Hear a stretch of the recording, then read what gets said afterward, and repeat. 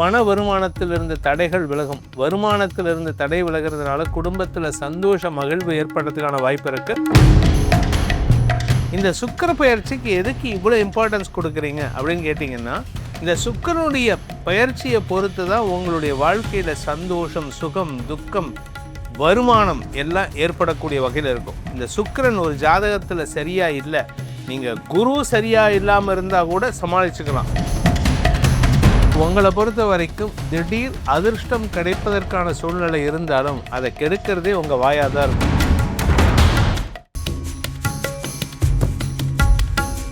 ஓம் ஸ்ரீ குருப்யோ நமக. ஹரிஹி ஓம். Jai Bhuvaneswari. Devotee nation நேயர்கள் அனைவருக்கும் உங்கள் வேத ஜோதிடர் பிரகாஷ் நரசிம்மனின் அன்பான வணக்கங்கள். சுக்கிர பெயர்ச்சி பலன்கள். இந்த சுக்கிர பெயர்ச்சி பலன்கள் அனைத்தும் பொது பலன்கள் மட்டுமே. திருக்கணித பஞ்சாங்க முறைப்படி கணிக்கப்படுகின்ற இந்த பலன்கள் உங்களுக்கு சாதகமாகவோ பாதகமாகவோ நடந்திட உங்களுடைய ஜனனகால ஜாதகம் மற்றும் தசாபக்திகள் துணை நிற்க வேண்டும். இந்த சுக்கிர பெயர்ச்சி எப்போ நடக்கிறது அப்படின்னு பார்த்தீங்கன்னா 20 நாளைக்கு ஒரு தடவை நடக்கும். ஏன்னா சுக்கிரன் சுக்கிரனுடைய சுற்றுவட்ட பாதை, சூரியனை சுற்றி வரக்கூடிய பாதை ரொம்ப சின்னது. அதனால தான் சுக்கிரன் ஒவ்வொரு ராசிக்கும் 20 நாள் 22 நாளில் அடுத்தடுத்த ராசிக்கு போயிட்டே இருப்பார். சூரியன் இருக்கக்கூடிய ராசிக்கு பக்கத்துலேயே இருக்கிறதுனால சில சமயம் நமக்கு கண்ணுக்கே தெரியாது.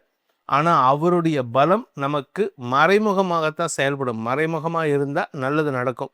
இப்போ நடக்கக்கூடிய பயிற்சிங்கிறது எங்கேருந்து எங்கே போக போகிறது அப்படின்னா, மேஷ ராசியிலிருந்து ரிஷப ராசிக்கு பயிற்சி ஆகிறார். என்னைக்குன்னு பார்த்தீங்கன்னா ஏப்ரல் 19, 2026 அன்று சுக்கிரன் மேஷ ராசியிலிருந்து ரிஷப ராசிக்கு பயிற்சி ஆகிறார். மேஷ ராசியில் உச்ச சூரியனோடு சேர்ந்திருக்காரு.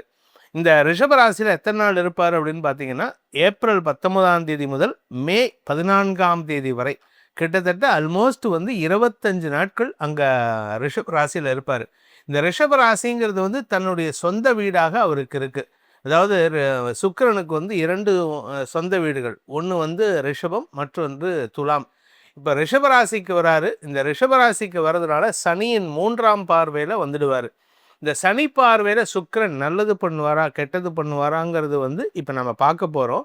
இந்த சுக்கிர பயிற்சிக்கு எதுக்கு இவ்வளோ இம்பார்ட்டன்ஸ் கொடுக்குறீங்க அப்படின்னு கேட்டிங்கன்னா, இந்த சுக்கிரனுடைய பயிற்சியை பொறுத்து தான் உங்களுடைய வாழ்க்கையில் சந்தோஷம், சுகம், துக்கம், வருமானம் எல்லாம் ஏற்படக்கூடிய வகையில் இருக்கும். இந்த சுக்கிரன் ஒரு ஜாதகத்தில் சரியாக இல்லை, நீங்கள் குரு சரியாக இல்லாமல் இருந்தால் கூட சமாளிச்சுக்கலாம். ஏன்னா குரு சில ராசிக்கு கெடுதல் பண்ணுவார், சில ராசிக்கு மறைமுகமாக இருந்து நல்லதும் பண்ணுவார்.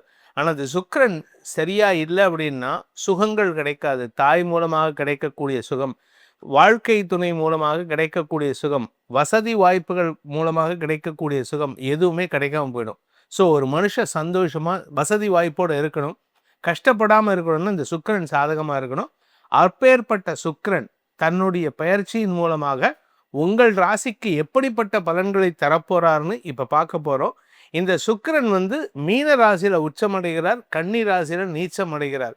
இந்த 2 இடங்கள் அவருக்கு நேர் ஆப்போசிட் 180 டிகிரிஸில் அவருக்கு பலன் கொடுக்கக்கூடிய இடம். இதில் பார்த்தீங்கன்னா தன்னுடைய எதிரின்னு சொல்லக்கூடிய குருவுடைய வீடான மீனராசியில் உச்சமடைகிறார்.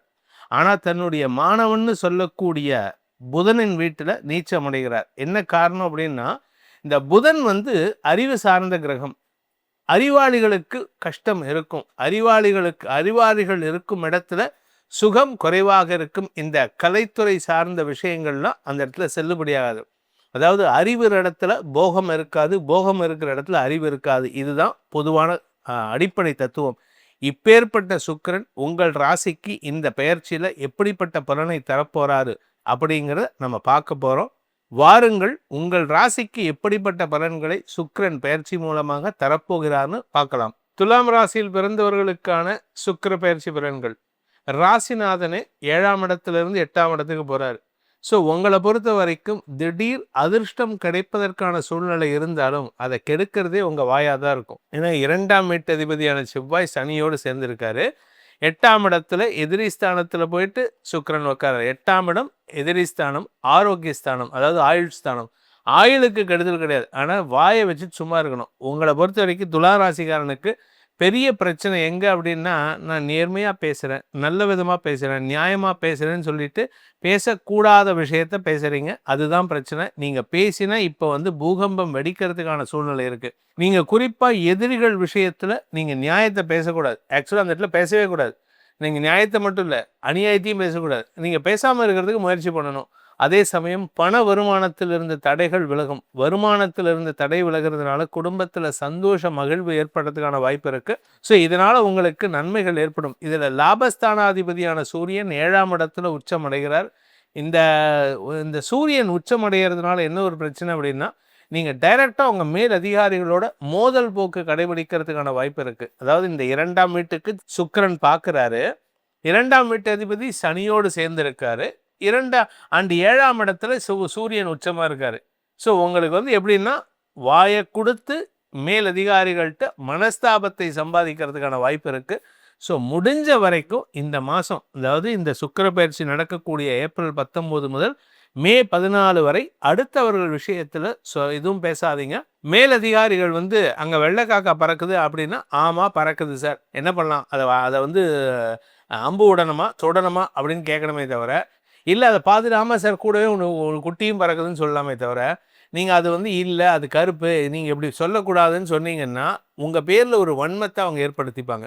தேவையில்லாமல் கெட்ட பெயர் ஏற்படுத்திப்பீங்க. அதனால் கவனமாக இருந்துக்கோங்க. குடும்பத்தில் கணவன் மனைவி உறவில் உங்கள் வாழ்க்கை துணை கொஞ்சம் உங்களை அதிகாரப்படுத்துவதற்கான வாய்ப்பு இருக்குது, டாமினேட் படுத்துவதற்கான வாய்ப்பு இருக்குது. இந்த டாமினேஷன் அப்படிங்கிறது வந்து அவங்களுக்கு அது சாதாரண விஷயமா இருக்கும். ஆனால் உங்களை பொறுத்த வரைக்கும் அது இரிட்டேஷன் ஆகும். அதனால் நீங்கள் கோபத்தில் சில தவறான வார்த்தைகளையோ அல்லது அவங்கள காயப்படுத்துகிறாமான வார்த்தைகளையோ பேசுகிறதுக்கான வாய்ப்பு இருக்குது. தந்தை மூலமாக உங்களுக்கு ஏற்பட்ட மனக்குழப்பங்கள் மனக்கவலைகள் விலகும் சூழ்நிலை ஏற்படும். ஏன்னா பித்ருக்காரகன் சூரியன் உச்சமடைகிறார். அதனால் உங்களுடைய தந்தை மூலமாக ஏற்பட்ட கவலைகள் விலகிறதுக்கான சூழ்நிலை ஏற்படும். இதில் குரு வந்து 9ஆம் இடத்துல இருக்காரு. இந்த சுக்கிர பயிற்சி முடிஞ்சு ஒரு 15 நாளில் 10ஆம் இடத்துக்கு வர போகிறாரு. வேலைக்காக மாற்றத்தை சந்தித்து கொண்டிருப்பவர்கள், வேலைக்குள்ள மாற்றம் அல்லது தொழிலில் மாற்றம்னு ஆசைப்படுறவங்களுக்கு இப்பொழுது ஒரு புதிய நபரின் அறிமுகம் கிடைக்கிறதுக்கான நேரம். அந்த நபர்கிட்ட நீங்கள் அதிகமாக பேசி சங்கடப்பட்டுக்காதீங்க. இந்த காலகட்டத்தில் உங்களை பொறுத்த வரைக்கும் இதில் வந்து விரையாதிபதியான புதன் உங்கள் ராசிக்கு 7ஆம் இடத்துல இருக்கார். புதன் சூரியன் சேர்க்கை புதாதித்ய யோகம். நண்பர்களின் ஆலோசனை சாதகமான பலன்களை ஏற்படுத்தும். மூத்த சகோதரர்கள் இருந்தாங்கன்னா, அண்ணன் இருந்தாருன்னா அவர் பேச்சை கேளுங்க. அண்ணன் பேச்சை கேட்க மாட்டேன்னு கங்கணம் கட்டிட்டு இருக்கக்கூடிய தம்பிகளுக்கு அறிவுரை, அண்ணன் பேச்சை கேட்டு நடங்க. அது அண்ணன்னா உடன்பிறப்பு, சொந்த ரத்தமாக இருக்கணும். பக்கத்து வீட்டுக்காரன் அண்ணனா கொண்டாடினீங்கன்னா அவன்லாம் இப்போ சொல்லணுங்கிற அவசியம் இல்லை, அவனுக்கு சாதகமாக இருப்பான். ஸோ இந்த மாதத்தை பொறுத்த வரைக்கும் இந்த சுக்கிர பயிற்சியில் துலாம் ராசியில் பிறந்தவர்கள் செய்ய வேண்டிய பரிகாரம் அப்படின்னு பார்த்தீங்கன்னா, உங்களுடைய குலதெய்வ வழிபாடு பண்ணுங்க. ப்ளஸ் உங்களுக்கு எந்த ஒரு விஷயத்திலும் இன்ட்ரெஸ்ட் இல்லாமல் இருக்கணும். அதாவது நீங்கள் எந்த ஒரு விஷயத்திலும் அதிக ஈடுபாடு இல்லாமல் இருக்கிறதுக்கு நீங்கள் பழனி முருகனை வழிபட்டு வாருங்கள். மனசை லயிக்கிறதுக்கும் கண்ட்ரோல் பண்ணுறதுக்கும் அவர் உறுதுணையாக இருப்பார். இந்த சுக்கிர பயிற்சி பலன்கள் உங்களுக்கு சாதகமான பலன்களை கொடுத்துருக்கா பாதகமான பலன்களை கொடுத்துருக்கான்னு நீங்கள் பார்த்து தெரிஞ்சிருக்கீங்க. ஆனாலும் உங்களுடைய தனிப்பட்ட இது வந்து பொதுவான பலன். அதாவது 800 கோடி மக்கள் உலகத்தில் இருக்காங்கன்னா இந்த 12 ராசிக்குள்ளே வந்தால் எல்லாருக்குமே ஃபிட் ஆகுமா அப்படின்னு கேட்டால் இருக்காது. அது உங்களுடைய ஜாதகத்தில் லக்னத்தை பொறுத்து, சுக்கிரன் உங்கள் ஜாதகத்தில் இருக்கக்கூடிய இடத்தை பொறுத்து மாறுபடும். அதனால் தனிப்பட்ட ஜாதகத்துக்கான சுக்கிர பயிற்சி பலன்கள், செவ்வாய் பயிற்சி பலன்கள்னு தெரிஞ்சுக்கணும்னு ஆசைப்படுறவங்க உங்களுடைய எதிர்காலத்தை நிர்ணயம் செய்து கொள்வதற்கு, ஏன்னா என்னோட பிளான், என்னோட ரூட் மேப் என்னன்னு தெரியணும்னு ஆசைப்படுறவங்களுக்கு இது அவசியம். இந்த ஜோசியம் பார்க்குறது அவசியம். எனக்கு எப்படியோ போய்க்கிறேன் அப்படின்னா ஜோசியம் தேவையில்லை. ஸோ என்னுடைய வாழ்க்கை எப்படி போகுதுன்னு தெரிஞ்சுக்கணும்னு ஆசைப்படுறவங்க கீழே கொடுக்கப்பட்டுள்ள எமது கைபேசி எண்கள், அதாவது மொபைல் நம்பர்ஸ் 2 கொடுத்துருக்கேன். அதில் ஒரு நம்பர் டைரக்ட் அப்பாயின்மெண்ட்டுக்கு, இன்னொரு நம்பர் வாட்ஸ்அப் மூலமாக பலன் தெரிஞ்சுக்கிறதுக்கு. இந்த 2 நம்பர்களிலும் உங்களுடைய தேவைகளை பகிர்ந்து கொண்டு பலன்களை அறிந்து கொள்ளலாம். இதன் மூலமாக உங்களுடைய எதிர்காலம் சிறக்க வேண்டும் எனும் அடியேனின் பிரார்த்தனையை சமர்ப்பித்து உங்கள் அனைவருக்கும் நல்வாழ்த்துக்களை தெரிவித்துக் கொண்டு உங்களிடமிருந்து விடைபெறுவது உங்கள் வேத ஜோதிடர் பிரகாஷ் நரசிம்மனின் அன்பான வணக்கங்களுடன். நன்றி, வணக்கம்.